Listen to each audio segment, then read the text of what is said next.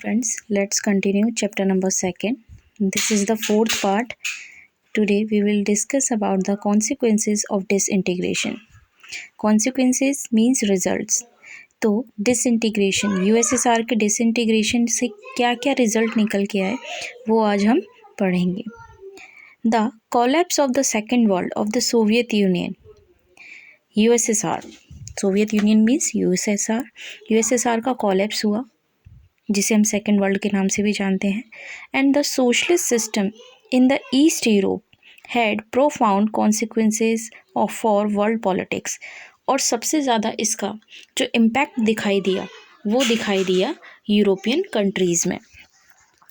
तो east Europe में काफ़ी कुछ कॉन्सिक्वेंस नज़र आए पॉलिटिक्स में. Let us note here 3 broad kind of enduring changes that resulted from it. यहाँ पे हम मेन 3 पॉइंट्स पे फोकस करेंगे. Each of these had a number of effects that we cannot list here.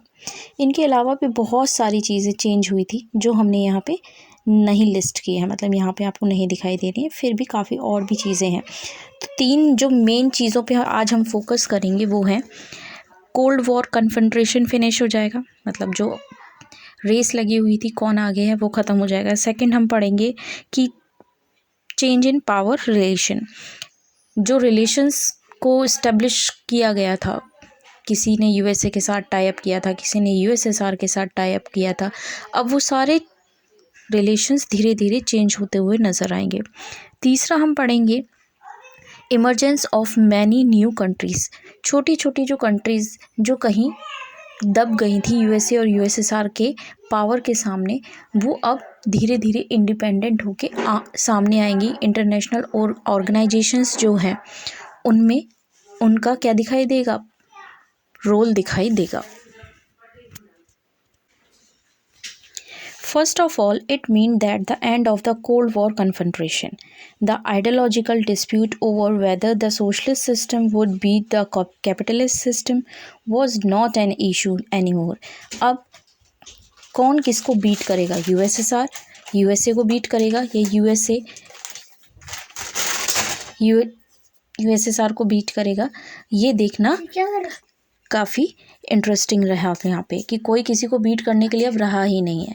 दोनों क्या कर रहे हैं, यूएसएसआर अपनी पावर को इन्हांस कर रहा है और वहाँ यूएसएसआर दूसरी तरफ क्या होता जा रहा है, धीरे धीरे कोलैप्स होता जा रहा है, ख़त्म होता जा रहा है. तो ऑब्वियस सी बात है आइडियोलॉजिकल जो रेस चल रही थी वो अब ख़त्म हो जाएगी. दूसरा है since this dispute had engaged the military of the two blocs, the had targeted a massive arms race and accumulation of the nuclear weapons. अब आर्म रेस की वजह से जो लड़ाई चल रही थी कि किसके पास ज़्यादा वेपन है वो ख़त्म. अब न्यूक्लियर वेपन बढ़ाने की ज़रूरत नहीं है, मिलिट्री पावर्स को बढ़ाने की ज़रूरत नहीं है, क्योंकि अब सिंगल पावर ही बची थी USA. and had led to existence of the military blocs. The end of the confrontation demanded an end to this arms race and possible a new peace. अब ऑब्वियस सी बात है, जब आर्म रेस मतलब हथियारों की जो लड़ाई थी वो ख़त्म होती जा रही है, हथियारों को बनाने की रेस ख़त्म होती जा रही है, तो पीस आएगा. ओके, ये फर्स्ट पॉइंट में था. दूसरे पॉइंट में आपको बता रखा है second, the power relation in the world politics change and therefore the relative influence of the ideas and institution also change. अब पावर रिलेशन चेंज होंगे, इसका फ़र्क क्या होगा कि जो आइडियाज़ और इंस्टीट्यूशंस थे यूएसए और यूएसएसआर के बीच में, अब उनके रिलेशन ऑब्वियसली बात चेंज होंगे. जैसे ही हमने इंडिया ने यूएसएसआर के साथ ट्रीटी साइन की थी फ्रेंडशिप की, अब वो ट्रीटी ऑब्वियसली बात है 1991 तक वैसे भी फिनिश होने वाली थी और अब यूएसएसआर भी फिनिश हो चुका था, तो हमें किसकी आइडियोलॉजी को फॉलो करना था, ऑब्वियसली बात है यूएसए की. The end of the cold war left open only 2 possibilities.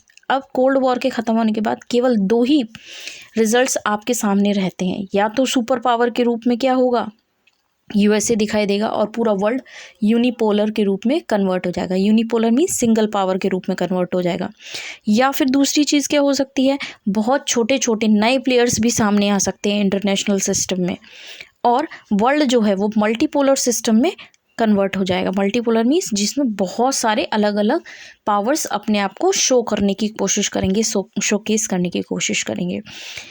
As it turn out, जैसे ही ये सब होगा तब इसका इम्पैक्ट क्या होने वाला है? इसका इम्पैक्ट क्या होगा? जो यूएस है वो सोलर पावर के रूप में बचेगा, मतलब यूएसए को सब फॉलो करना शुरू कर देंगे। उसकी प्रेस्टीज, उसकी जो यूएसए की जो प्रेस्टीज है वो ऑटोमेटिकली बढ़ जाएगी। सारे लोग कैपिटलिस्ट इकोनॉमी को बेस्ट मानेंगे और उसी सिस्टम को फॉलो करने लगेंगे। इंस्टीट्यूशंस जो लाइक वर्ल्ड बैंक हैं और आईएमएफ है, इंटरनेशनल मॉनेटरी फंड है, इनकी पावर भी बढ़ जाएगी। क्यों? क्योंकि जो कंट्रीज़ अभी तक यूएसएसआर की आइडियोलॉजी को फॉलो कर रहे थे, अब वो क्या करने वाले हैं? यूएसए की आइडियोलॉजी को फॉलो करेंगे। तो आइडियोलॉजी को फॉलो करते थे ठीक है, पर अचानक से अब आप आइडियोलॉजी को जब चेंज करोगे तो बहुत सारे चेंजेस कंट्री में लेके आओगे। और कोई भी काम करना हो सबसे पहले मनी की नीड होती है, तो वर्ल्ड बैंक और इंटरनेशनल मॉनेटरी फंड पैसा या कहें लोन प्रोवाइड करेंगी उन कंट्रीज़ को जिनको अपनी आइडियोलॉजी अब चेंज करनी थी। The notion of the liberal democracy emerge as the best way to organize political life. अब सबको ये मालूम था कि एक ही बेस्ट तरीका है अपने आप को आगे ले जाने का, वो है कैपिटलिस्ट डेमोक्रेसी को फॉलो करना। मतलब जो जितना काम कर रहा है उसको उतना पैसा दिया जाए, प्राइवेट प्रॉपर्टी रखने का अधिकार दिया जाए, कंट्री में डेमोक्रेसी को रन किया जाए जिसमें वहाँ के रहने वाले लोग खुद अपने लीडर्स को चुन सकें। ये सेकंड पॉइंट आपका यहाँ फिनिश होता है। फिर आपका थर्ड वाला पॉइंट है। थर्ड वाले पॉइंट में भी क्या बता रखा है कि बहुत सारी नई कंट्रीज सामने आएंगी। ये सारी की सारी कंट्रीज़ जो हैं इंडिपेंडेंट एस्पिरेशंस, हर किसी की अपनी चॉइस होगी, ठीक है। और स्पेशली यहाँ पे बाल्टिक और ईस्ट यूरोपियन कंट्रीज़ की बात की जाएगी क्योंकि ये नाटो को ज्वाइन करना चाहते हैं और यूरोपियन यूनियन को ज्वाइन करना चाहते हैं। सेंट्रल एशियन कंट्रीज़ जो हैं उनको जोग्राफिकल लोकेशन का फ़ायदा होगा और वो अपने रिलेशन सारी कंट्रीज़, पावरफुल कंट्रीज़ के साथ बैठाएंगे, जैसे रशिया है, यूएसए है, चाइना है और भी अदर कंट्रीज़ के साथ। इस तरीके से इंटरनेशनल सिस्टम में बहुत सारे नए प्लेयर्स सामने आते हुए नज़र आएंगे और हर कोई अपने इंटरेस्ट के हिसाब से, अपनी इकोनॉमी, अपनी पॉलिटिकल स्थिति के हिसाब से डिफ़िकल्टीज़ को फेस करते हुए आगे बढ़ेगा।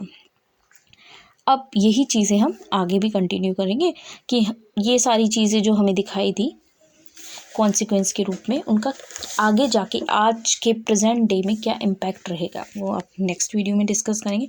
अभी हम आपको यहाँ जो क्वेश्चन मेन फ्रेम हो रहा है वो उस पर कंसंट्रेट करते हैं कि what were the consequence of the disintegration of USSR. USSR के डिसइंटीग्रेशन के कॉन्सिक्वेंस बताइए। ओके, तो यहाँ पे कॉन्सिक्वेंस बताने के लिए आपको क्या करना है, पहले एक ट्राइंगल फ्रेम कर लीजिए, बीच में लिख लीजिए कॉन्सिक्वेंसेस, ठीक है। फर्स्ट, ये आपके आंसर प्रेजेंट करने का तरीका होता है। जिस तरीके से आप आंसर प्रेजेंट करेंगे उसी हिसाब से आपको मार्क्स मिलेंगे। तो ऐसे हमने ट्राइंगल बनाया, बीच में लिखा consequences of US disintegration. Okay, first point में लिखेंगे end of cold war confrontation. Okay, second वाले पॉइंट में आप लिखेंगे चेंज इन पावर रिलेशन। और तीसरे पॉइंट में इस तरफ आप लिखेंगे emergence of many new countries, emergence of new countries.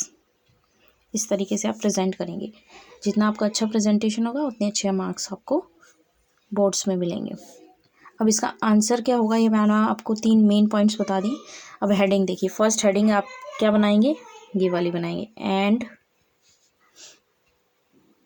End of से लेके कन्फ्रंटेशन तक, ये आपकी मेन हेडिंग है। ओके, इसमें फर्स्ट पॉइंट आपका कहाँ से है, द से लेके और मोर तक है। सेकंड पॉइंट आपका कहाँ से है, मैसिव से लेके वेपन तक है। पर मैसिव से पहले आपको क्या करना, लिखना होगा एंड ऑफ लिखना होगा। ओके, और फिर लास्ट पॉइंट आपका यहाँ पॉसिबल न्यू पीस से लेके लिखना है। और यहाँ पे 2-3 वर्ड ऐड करिए, केम इनटू एग्जिस्टेंस। ओके, उसके बाद सेकंड वाला मेन जो हेडिंग है वो आपका है power relation in the world politics changed. चाहे तो ऐसे लिख लीजिए, चाहे सिंपल लैंग्वेज में लिख लीजिए, चेंज इन पावर रिलेशन। उसका पहला पॉइंट आपको द रिलेटिव से लेके है, द रिलेटिव से लेके आपका आएगा चेंज तक।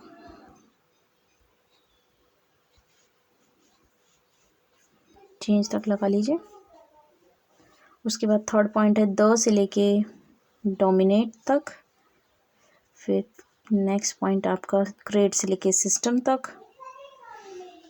फिर डिफरेंट से लेके सिस्टम तक। फिर द यूएस से लेके सुपर पावर तक, द यूएस से लेके सुपर पावर तक लगा लेंगे। फिर कैपिटलिस्ट से लेके इंटरनेशनली तक, और फिर इंस्टीट्यूशन वर्ल्ड बैंक से लेके कंट्रीज तक लगाएंगे। उसके बाद दे से लेके कैपिटलिज्म तक लगाएंगे, और नोशन से लेके पॉलिटिकल लाइफ तक लगाएंगे। ये सेकंड पॉइंट, मेन जो पॉइंट हेडिंग थी उसकी सब पॉइंट्स हैं। उसके बाद थर्ड वाले में मेन हेडिंग आपकी क्या बनेगी? मेन हेडिंग आपकी बनेगी emergence of many newly countries. ठीक है, ये मेन हेडिंग है। अब इसमें सब पॉइंट क्या है? ऑल से लेके चॉइस तक, सम से लेके नाटो तक, और द सेंट्रल से लेके अदर्स तक। ओके, यहाँ आपके आंसर फिनिश हो जाएगा। इस तरीके से अगर आप आंसर पॉइंट्स में बना के लिखेंगे डेफिनेटली आपको बहुत अच्छे मार्क्स मिलेंगे। I hope you understand everything. That's it.